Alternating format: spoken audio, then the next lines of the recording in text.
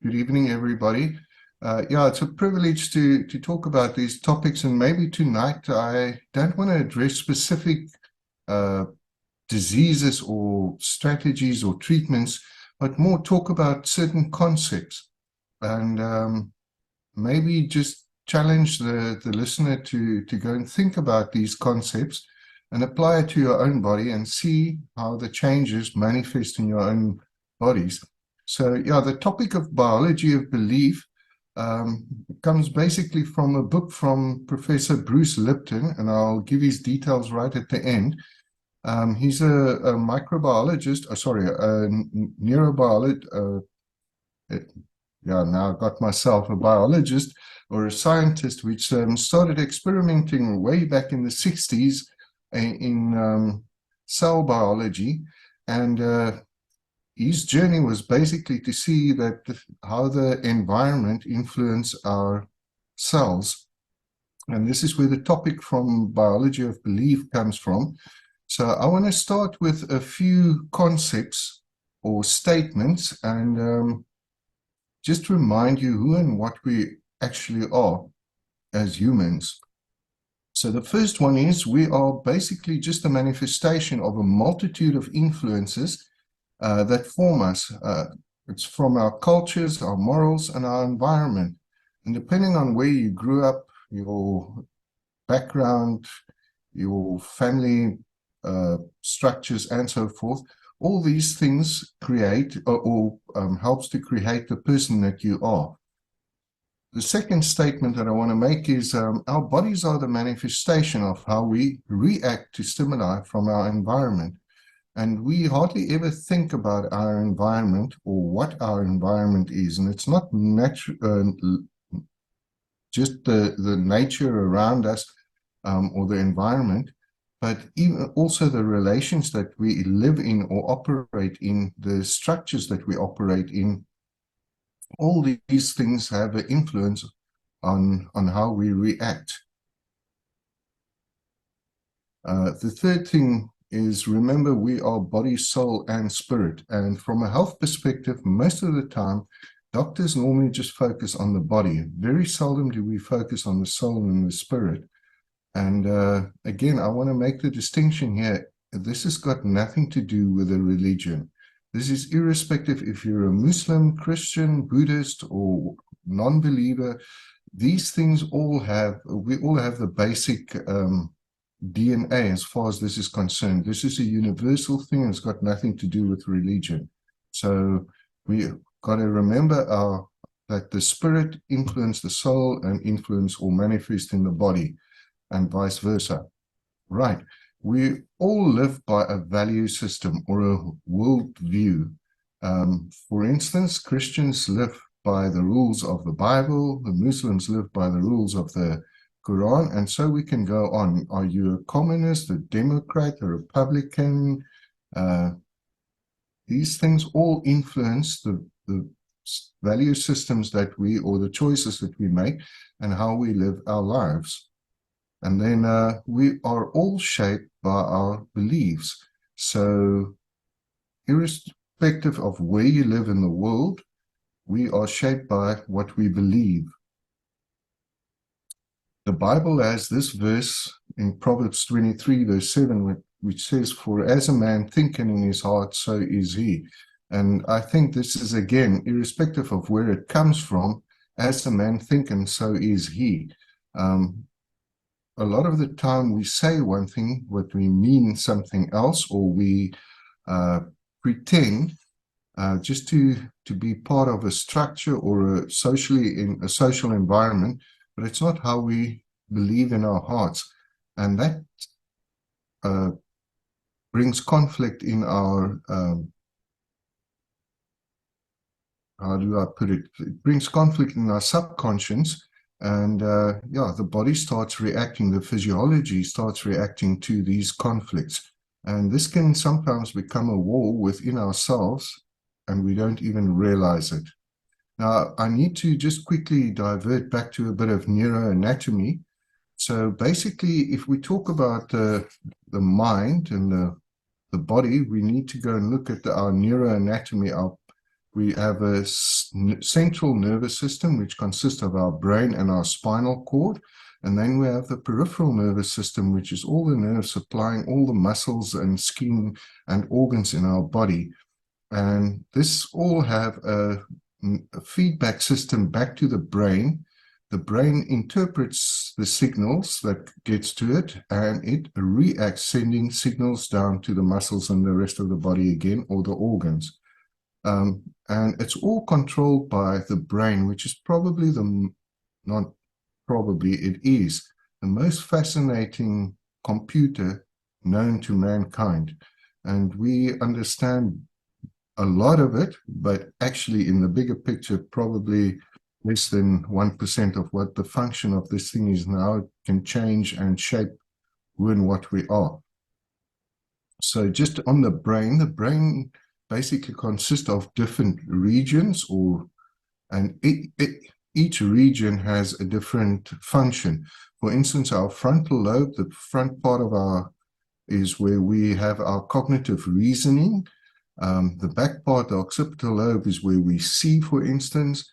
The cerebellum is where all our balance functions are entertained.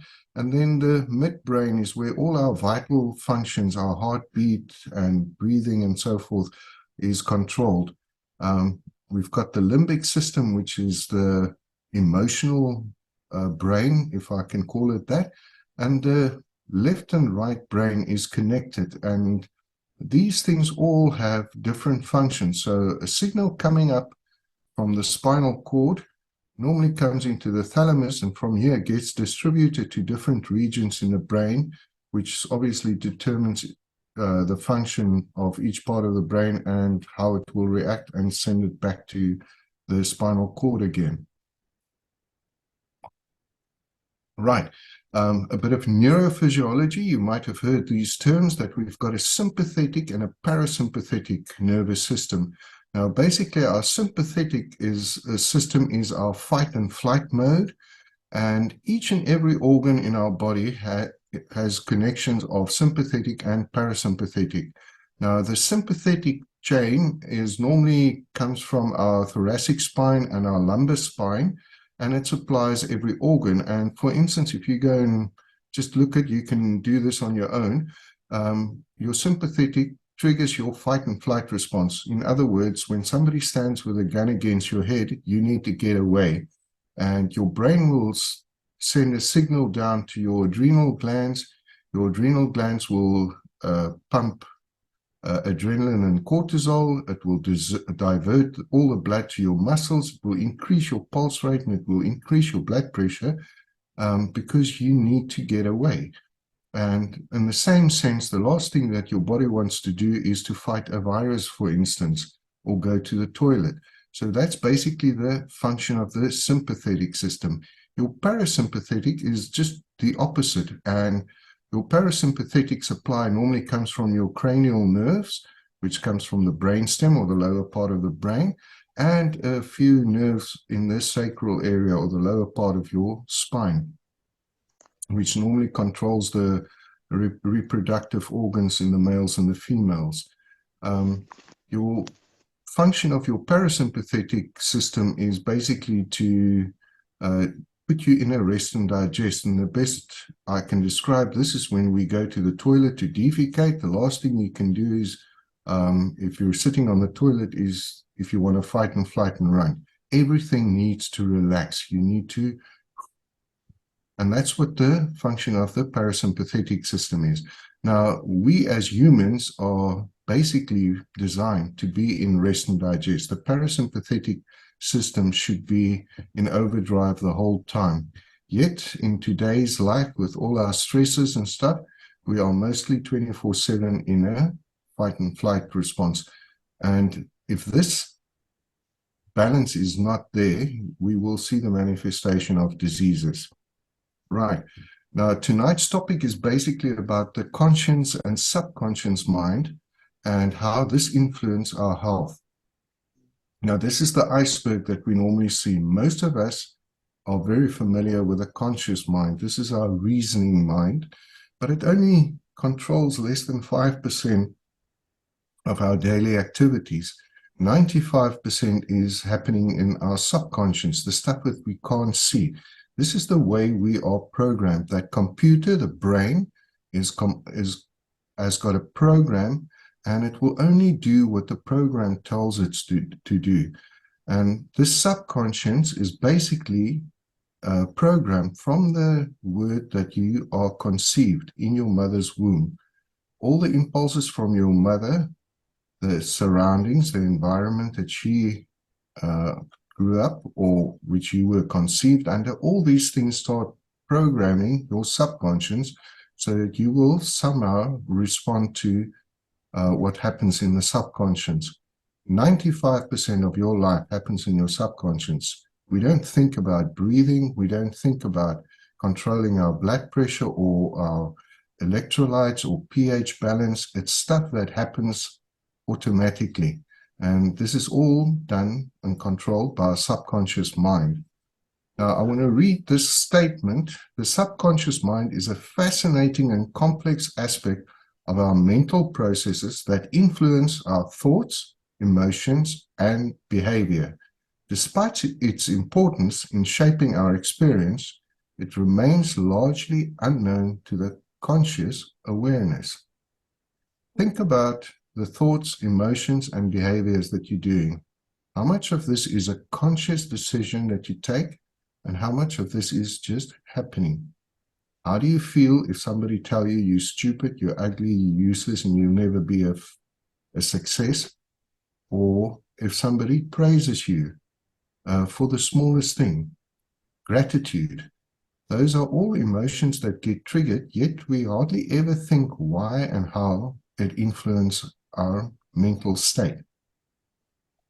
So there's a big science in what happens in the subconscious, and our subconscious control our physiology. There's a direct correlation between this. Now, the subconscious mind doesn't have a language to communicate with. It's got no emotions.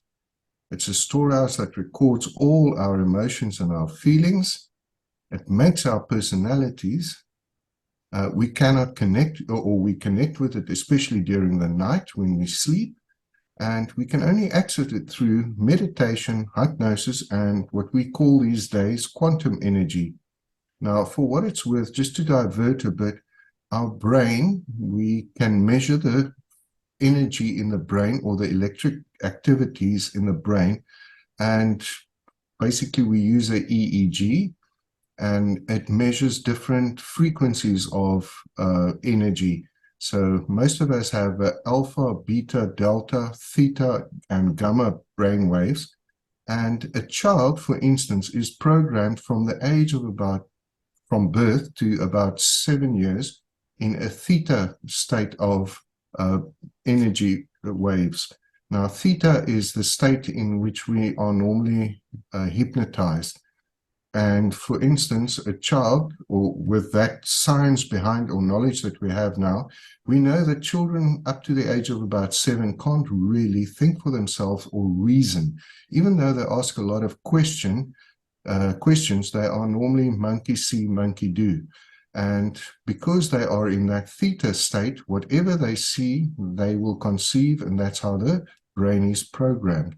So think about a child that grows up in an abusive relationship versus the child that grows up in a loving relationship. How would these environments or reactions that they have to their environments program their subconscious, and how will it determine their personalities, their characters as they grow older? How will they react to their environment? Whatever we plant in our subconscious mind and nourish with repetition and emotion will one day become a reality. And that's the long and the short of the subconscious. So the more you tell yourself, I'm not going to be successful, I can't do this, the more the likelihood of it is that you won't do it.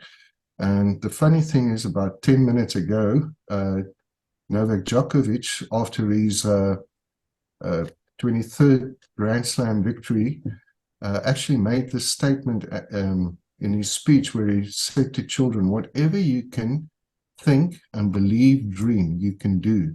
You are in control of everything thing that happens to you, every cell that responds in your body. And this is the long and the short of what the subconscious mind can do. Whatever you conceive or think, you can do. Again, just a long statement, but I want to, this is something that you guys can go and read or focus on later on again. Did you know that you have a powerful force within you, better than any medication or supplement? Too often we fall victim to the idea that we are prone to illness or that we will always be sick. We may believe that we have no control over our body's response to infections, toxins, and other illnesses. The truth is, there's an amazing infinite knowledge within us called the subconscious mind, put there by the creator of the universe. When we understand the laws of the universe and coexist in harmony with these undeniable truths, we can tap into the power and heal ourselves. Did you know it's really the subconscious mind that controls all vital functions? The truth in your thoughts are the cause, and every condition is an effect. Your conscious mind is like a captain navigating a ship. If your conscious mind gives the right direction to your subconscious, the subconscious will carry out instructions to bring you health and healing. You must provide the right ideas, thoughts, and images to your subconscious mind through faith, repetition, and expectations. Now, this is a mouthful, but here is a script for health. Think about it. As a man thinketh, so is he. Whatever you read, whatever you eat, whatever you see, whatever you believe, is who and what you will become. And if we bombard ourselves with negative emotions or lies and believe them, that's what we will start believing or living eventually. Again, the example is if I tell you, you're stupid, you're ugly, you're useless, irrespective if it's true, if I repeat it enough times, and if you hear it enough times, sooner or later you will start believing it and start living accordingly. The old example that we always use, if you take an eagle baby or egg and hatch it, and that baby grows up in a chicken pen, it will always believe that it's a chicken and never start flying because nobody's going to teach it how to fly. But one day, if he realizes he's got the potential inside of him to span or stretch his wings and start flying, he will do it. So I always compare this. Do you have a chicken mentality or an eagle mentality? Whatever you think or believe is what you're going to manifest. And again, look at this, how we can activate our subconscious mind, our faith, our repetitions, and our expectations. What do you believe? Right, here's the news flash about the subconscious mind. The subconscious mind has no will and is a programmed system of habits. Right. Basically, as we are programmed, that's how we will do. As you are believe, or what you believe, that's what you will be. And that's why it's sometimes so difficult. For instance, let's take religion again. We don't change our religion because we are programmed in a certain way, and that's what we believe. It will take us out of our comfort zones, and again, our habits bring us into comfort zones. So therefore, we don't like change. And that's the other thing. The subconscious mind doesn't like change. It wants to be in a comfort zone. It doesn't want to go out of his comfort zone, or doesn't want to go and find new boundaries.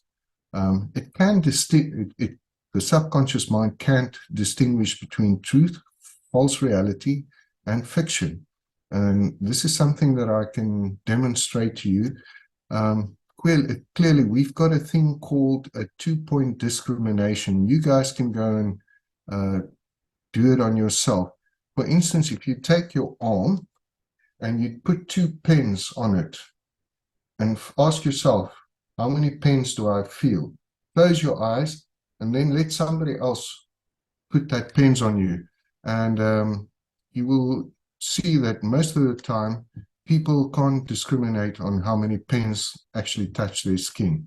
So the mind needs a lot or other information to actually say what is reality. So we can trick the mind. And a simple little thing in medicine is, for instance, if you go to the dentist, we can numb the nerves that supply your teeth, and we can basically traumatize you, pull your teeth, and you won't even know it. Experience major trauma, and yet your body will not warn you that there is trauma, because we have taken that input out of the equation. So we can literally fool the brain or the subconscious. And again, we need to go and distinguish between truth, false reality, and fiction. Sometimes we start living the fiction and the false reality that we believe. Here's another quote that I want you to go and think about. Change is the challenge. We are creatures of habit, and we don't like to change. But this is the biggest challenge. If we can change, we can always expand our ground cover. We can always find new boundaries. And that's how you increase. By going out of your boundaries, you will increase your ground cover. Vision is the goal. What's your vision? What do you want to dream about? What do you want to become? And irrespective if it's relationships, your work, finances, or health, you've got to have certain goals or a vision. If you aim at nothing, you're surely going to hit it. Mission is the process. And I think here's the thing for us in health. We all are on a mission every day to make the right decisions, do the right things, eat the right food, and exercise our bodies and to be healthy. So there's a process that needs to happen. We can have the attitude of a victim or a victor, and the choice and outcome, victim or victor, the choice and outcome, the results of attitude, courage, and dedication. So let's read it again. Change is the challenge, vision the goal, mission the process, victim or victor the choice, and outcome the result of attitude, courage, and dedication. Now, per se, this has got nothing to do with medicine. And yet, if I can give you a script for medication, I would say, let's start with your attitude. What's your attitude? How does your courage look like? Can you persist, or do you easily give up? And what's your dedication? How strongly do you want to achieve something? Right. The body goes where the mind goes. Whatever we can perceive, we can conceive, and whatever we can conceive, we can believe, and whatever we believe, we can achieve. Now, here's a good example. NASA has got a statement that if you can dream it, you can do it. And this is basically whatever the impossible was. If you think back into the 1960s, which was many years ago, but the dream was to go to the moon. It was unthinkable for mankind. These days, we accept it. It's like, yeah, it can be done. It has been done before. But in those days, there was a big challenge. How do we do this? How do we get out of our atmosphere? There was a big budget associated to it. And yet people started the process. And slowly but surely, as they perceived it, they conceived it, they believed it, and they achieved it. And the same is for our health, for our relationships, for finances, whatever you can think about it. This principle works. Where the body goes where the mind can go. So it all starts with a thought process. I want to make a few more statements. People don't get ulcers, cancers, or headaches from what they eat, but from what is eating them. Yes, probably the biggest thing is coming back to that the initial slides of the neurophysiology, what is eating us, the negative emotions, the environment that we live in, will trigger the fight and flight response. And like I said, we are not made to be in a fight and flight response 24/7, or our physiology wasn't made that way. And so these negative emotions normally trigger a fight and flight response. And if it consists 24/7, sooner or later it will manifest in our bodies with a dis-ease or a disease. Right. We first create our habits, and then our habits create us. And think about this one. We easily fear, we easily worry, have lots of anxiety and stresses. And these things are all normal, it's there, but it's the way we react to it that creates us. Now, if we believe the lie that we have to fear about everything or worry about everything, then that becomes our habit. And how often do we hear the statement, this was the way I was made, I can't change, which is a lie. And yet people choose to believe that lie, and it becomes the habit. And because we believe a lie, it will manifest. The habit will manifest in our bodies in a certain way. So go and think about these ideas and what's your habits and how your habits create your health.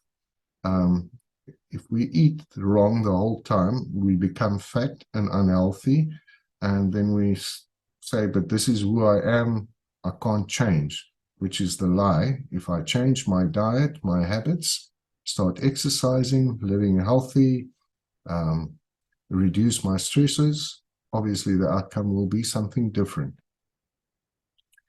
Disease and its causes are really the consequence of people's own choices and lifestyles. Now, this sounds very, very judgmental, but I believe this is really the essence of who and what we are. You need to take responsibility for your own health, for your own circumstances, for your own choices.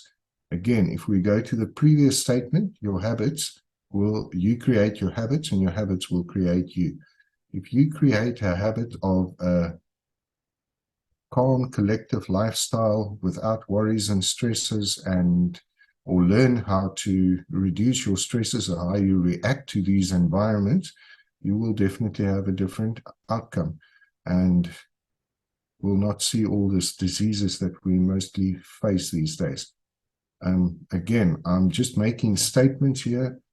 High blood pressure, heart disease, respiratory disease, diabetes, all these things are basically a manifestation of the choices that the patient themselves made. Right. Just as an example, happiness is a habit, so we've got to cultivate it. It's not something that always comes naturally, especially if we've got circumstances around us. I mean, if you're in a financial disaster or a broken relationship, or just somebody that, a loved one that died perhaps, these are not nice circumstances, yet we can choose to be happy despite our circumstances, despite our environment. But it's a conscious decision that we have to make. It's a decision that we have to program our subconscious to say, whatever happens, I always default to happiness or joy, or whatever the case may be. So again, just as an example, how do you program your subconscious with a habit of good, positive emotions? When the brain is focused on the function within the present moment, it will be far more effective. Now, this concept brings us to the thing of mindfulness or meditation. Now, we tend to live in the past, and we always blame our past, and we always look back, or we worry about the future. What if, and we actually program ourselves to live in a state of fear. So, but what if we live in the present moment? Yesterday is gone, tomorrow might not be. So what are we going to do with the time that we have here and right now? Again, it's just a choice that we've got to make, but the subconscious need to be programmed to always live in the present. Forget about what happened. Forgive all the stuff that we've made, the wrong choices that we've made. We can forgive ourselves and say, it happened. I'm going to learn from it. And we all learn by mistakes. So give yourself permission to learn from it. And by changing that attitude of focusing on the present and not hanging yourself or beating yourself up about your mistakes in the past or the wrong choices, and not worrying about how tomorrow will turn out, you can be far more effective in your goal setting and the way you actually start living. By the way, this is when healing starts taking place, because now I can focus on my here and now. What am I going to eat? What choices do I make? Am I going to choose the takeaways, or am I going to do a healthy organic diet? What exercises will I do? How much time do I spend outdoors, or how much time do I spend on becoming a couch potato? These are all functions of the subconscious mind. So do we, by default, either go to the takeaways because we don't have time, or do we go by default to having a healthy, organic diet and exercise lifestyle outdoors where we can breathe in fresh air and relax? Again, the function starts with a subconscious decision. Right, this is just a few stuff that I want to mention. All diseases originate in the mind. Nothing appears on the body unless there is a mental pattern correlating to it. And again, I've spoken about it now, the stresses that we allow, the negative emotions that we allow. It's a conscious decision of choosing life versus death, or the blessing or the curse. Choose life. So we all have the stresses. We all have negative emotions. What makes some people successful and others failures? And just go and think about it. The person that's successful normally adopted a lifestyle of dealing or not reacting to stressors or negative emotions. The law of life is the law of belief. Do not say or believe in things that will harm or hurt you. Instead, use your thoughts to inspire yourself and others and heal your body. For instance, I want to become the next Wimbledon champion. That's a statement, right? How do we believe it? Number one, that I will have that, or is it just going to stay a dream? Let's bring it more back to home. In my case, I wanted to become a chopper pilot, but it's too expensive. Gee, it's not part of my my lifestyle. I wasn't. Nobody in my family was a pilot. I probably won't be able to do it. And then you won't do it. And yet there was one day where I just decided this is something that I'm going to explore. I don't know if I can become a pilot, but I'm going to start trying. And as I started the process, the one thing led to the other. And if I look back to it, it's 10 years down the line since I qualified as a pilot. So again, start the process. Don't let a small hiccup of money or whatever stand in your way. If you can dream it, you can perceive it, conceive it, you can do it. One step at a time. Start living in the here and now. Again, example, if you want to become a doctor, it's going to take you 6 years plus another 2 years of internship or whatever. So it's a long process. But if you want to come to the point where you can call yourself a medical doctor, you've got to go through the process. So start the process. The same thing, I want to become debt-free. Now, it might sound like a daunting task to you right now, and it might sound like everything is against me. I don't have a job. I don't have a fixed income. I've just got too much debt. And it might take you 6 or 7 years. But if you start now, it's one day closer every day that you survive to get debt-free. And there will be a day where you will become successful. And this is also how we start negating our health issues. Right. So program yourself to be positive and your thoughts. Your subconscious mind control all your vital processes in your body. It already knows the answers to your problems, and it already knows how to heal you. Now, this is foreign to most medical doctors. Even though we say it, we tend to live the lie of rather that the body can heal itself. We go and do or write a script or whatever the case may be. And with that, I don't say we don't need medication or procedures or whatever. But here's the thing, everything that you can conceive, your body can do. So how do you program your subconscious? The answers are there. You don't need to go and sometimes we need help from a professional. For instance, we all have blind spots. So what is my blind spot? Somebody might have to ask me a question or show me something that I need to change.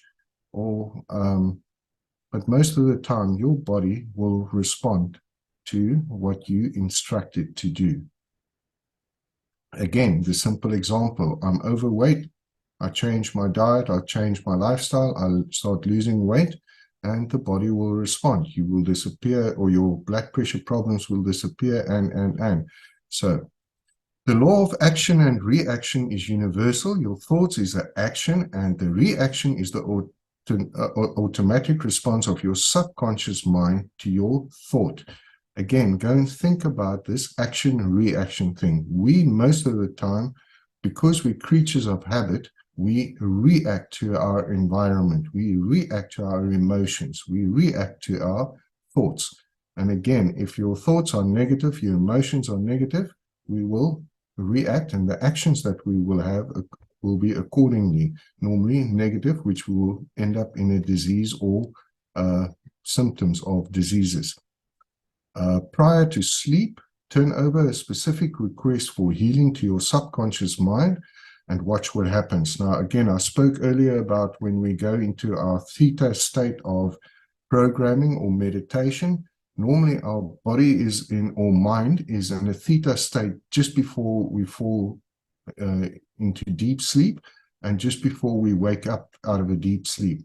Now, the easiest time to program your brain is just before we go to sleep. So think about this, and it sounds so stupid, but this is basically what it is. Before you go to bed, say, I want to live healthy. I want to lose weight. I want to be happy. I want to be whatever your positive emotions is. And you repeat it night after night and see how it, over a period of time, starts changing who and what you become.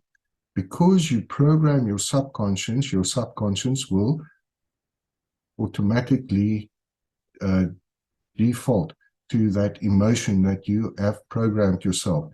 You can choose to be bitter, or you can choose to be joyous and healthy. You can choose to forgive, or you can choose to hate. The choice is yours. But the more we do that subconscious mind, I'll say, I'm not going to be offended. I'm not going to be rejected. I'm not going to be negative. The more you will start being that positive person. Whatever you impress on your subconscious mind is expressed as conditions, experiences, and events. Therefore, carefully watch all thoughts you entertain. Never tell yourself you are sick or that you will never get well. Your subconscious will faithfully bring your predictions to pass. And I want to go and make an extreme example of this. Whenever you go to the doctor and they say, congratulations, sir, ma'am, you have high blood pressure. The moment you agree with that diagnosis, you will have high blood pressure. The manifestation is there. The doctor is absolutely correct, but you don't have to accept the diagnosis and curse yourself.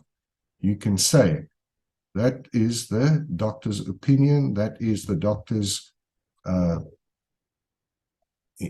that's the doctor's job to diagnose me, but I am not going to accept this negative thought. I'm going to change it. I'm going to start telling myself I don't have high blood pressure. I need to change whatever is the cause of this high blood pressure. I need to change my lifestyle.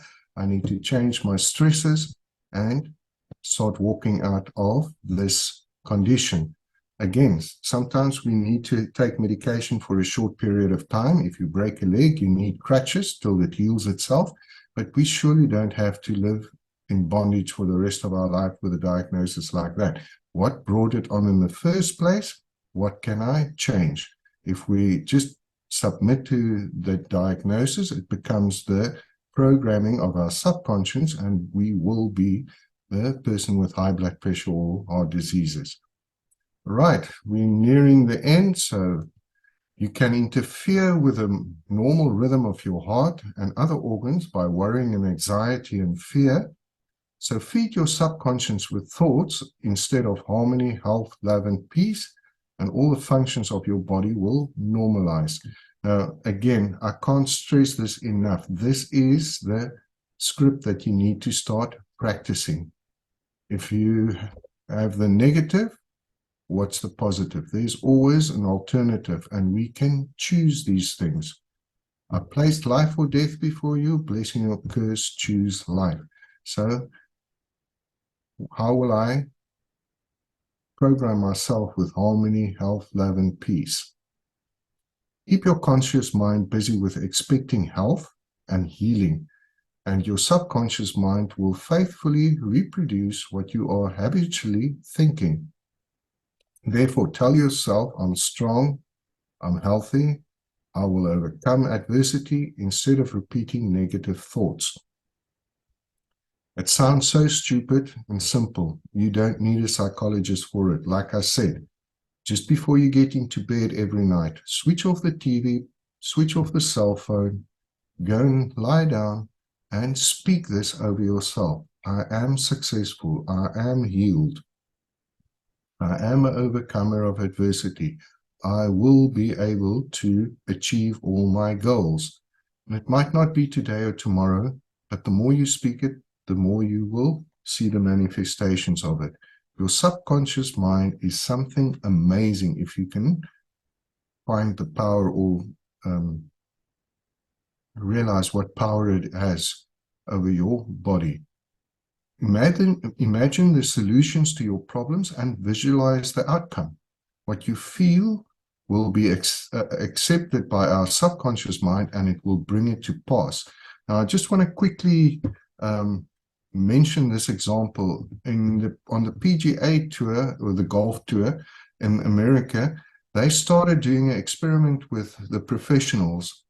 And if normally we look at a ball and we connect with a ball. Now, in golf, you have a ball that is stationary. In all the other sports, tennis, baseball, whatever, it's a moving target that you've got to connect with. But in golf, the ball is stable. It's not moving. If you can program a person, and that's why even a blind person can play golf, if you can give them all the info, or the brain all the info of the shot it needs to play, if the person can visualize it, they can actually close their eyes and play the shot. And amazingly, how accurately, if you can program your mind, your muscles will follow.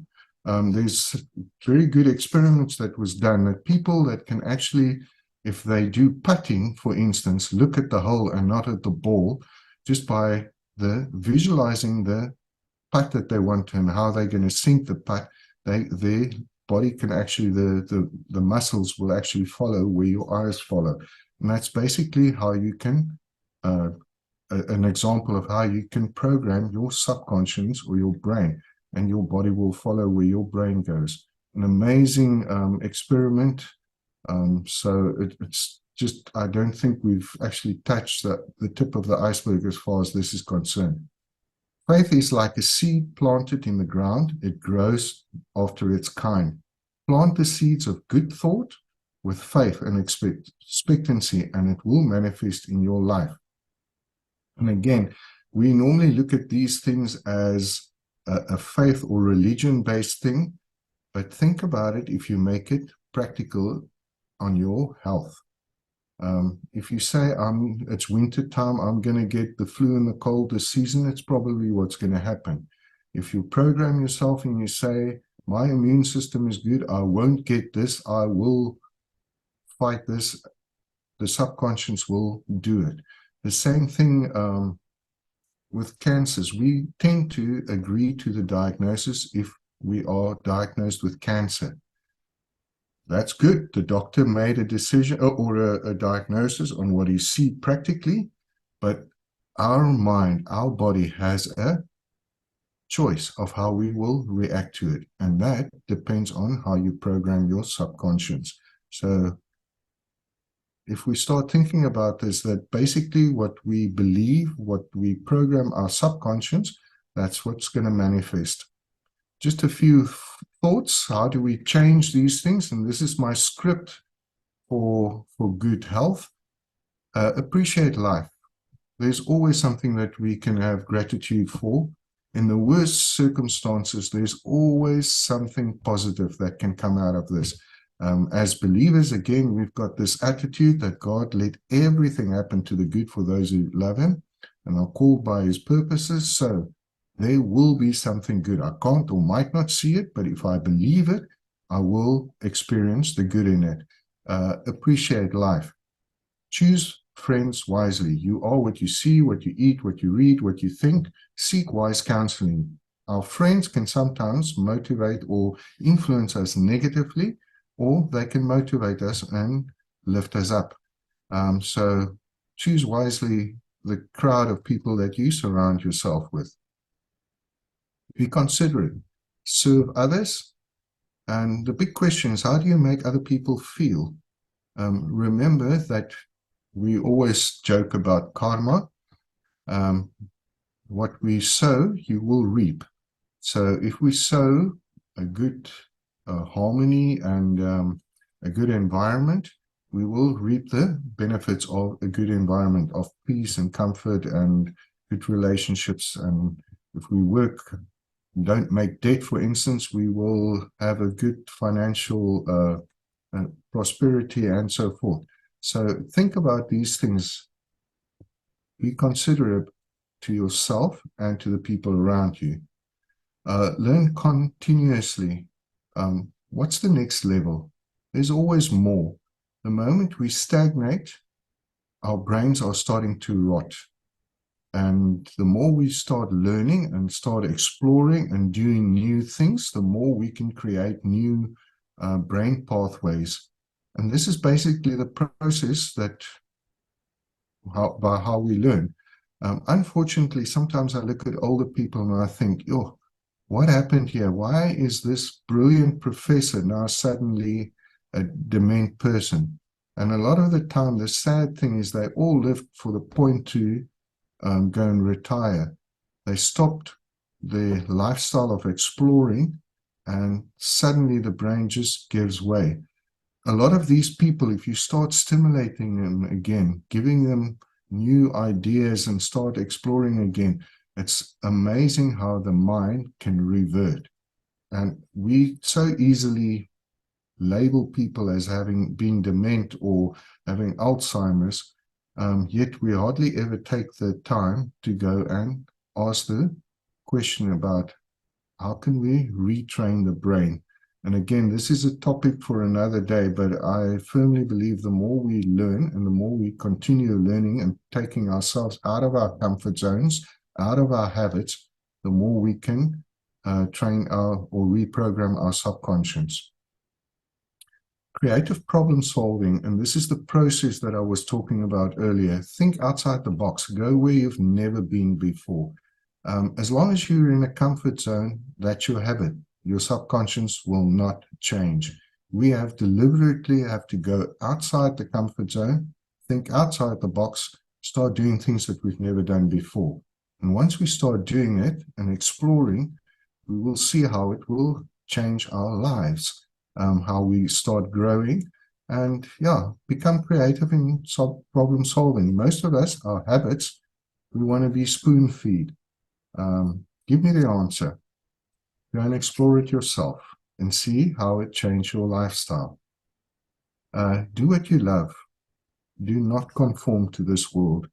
A lot of the time I hear this story. My mom and dad was a teacher, so I became a teacher, but it's never what I wanted to do. Or I did medicine because I was clever, but I always wanted to be an artist, but there's no money in arts and blah, blah, blah. And people are actually unhappy. So we can actually be highly successful. I know artists that earn a lot more than doctors will ever earn, just because they follow their passion and live the reality or the truth inside of them. Do not live a lie. So do not conform to the world. And just because you can do something doesn't mean to say you have to do it. Do what you love and love yourself. Right. Enjoy life. Again, it's about my cup is overflowing. Choose a life in abundance and choose your attitude. These are things that you can't buy in a bottle of pills. This is something that you've got to practice. This is a muscle that we have to do. And get people around you that can keep you accountable for it. Sometimes this is our blind spot or blind spots, and we don't even realize that we have a bad attitude or that we choose a bad lifestyle. Get people that you are accountable to and that can keep you accountable for it. Lastly, my tools that I want to give you is laugh, make jokes, forgive as much as possible. It's never worth it to keep a grudge. You will drink the poison and expect somebody else to die. It will kill you eventually. Gratitude, always look at something that you can be grateful for.